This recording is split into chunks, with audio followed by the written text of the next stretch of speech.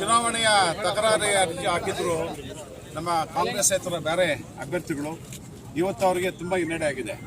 ಇದು ಹೇಗೆ ಅಂತಂದರೆ ಬೆಟ್ಟನಾಗೋದು ಇಲ್ಲಿ ನನ್ನ ಕೆಲಸ ಅಷ್ಟೇ ಇದು, ಬೇರೆ ಏನಾಗಲಿಲ್ಲ. ಅಲ್ಲಿ ಹೋಗಿ ಆಗಿದ್ದು ಏನಂತಂದರೆ ಅಲ್ಲಿ 17C ಭಾಗ 2 ಕೋರ್ಟ್ ಆದೇಶ ಇದ್ದಿದ್ದು, ಹೈಕೋರ್ಟ್ ಆದೇಶ ಇದ್ದಿದ್ದು, ಅದು ಎಲ್ಲ ಕಡೆ ಹುಡುಕಿದ್ರು.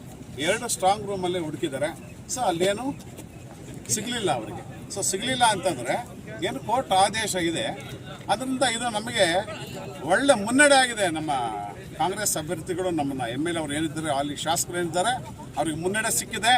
ಸೊ ಇನ್ನು ಇದೇನು ಬೇರೆ ಊಹಾಪೋಹಗಳಿಗೆ ಮತ್ತು ಮರು ಎಣಿಕೆ ಇಂಥ ಏನು ಊಹಾಪೋಹಗಳಿದೆ ಅದಕ್ಕೆ ಸಾಧ್ಯವೇ ಇಲ್ಲ ಅಂತ ಹೇಳ್ಬಿಟ್ಟು ನಮಗೆ ಖಚಿತ ಆಯಿತು. ಯಾಕಂದರೆ ನಾವು ಹೊರಗಡೆ ನಂಬಿಕೆ ಇದೆ, ಇದು ನಮ್ಮ ಮಾನ್ಯ ಶಾಸಕರಂತ ನಂಜೇಗೌಡರು ಗೆದ್ದಿರೋದು ಖಚಿತ. ಇದು ಮತ್ತೆ ಅವರು ಮರು ಎಣಿಕೆ ಅಂತ ಇಂಥ ಊಹಾಪೋಹಗಳಿಗೆ ದಾರಿ ಇಲ್ಲ.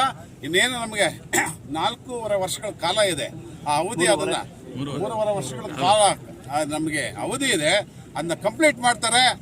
ಇದು ಶತಸಿದ್ಧ ಸತ್ಯ ಅಷ್ಟೇನೆ. ಕ್ಷೇತ್ರದಲ್ಲಿ ಕೆಲಸ ಮಾಡೋಕ್ಕೆ ಖಂಡಿತ ಇಲ್ಲ.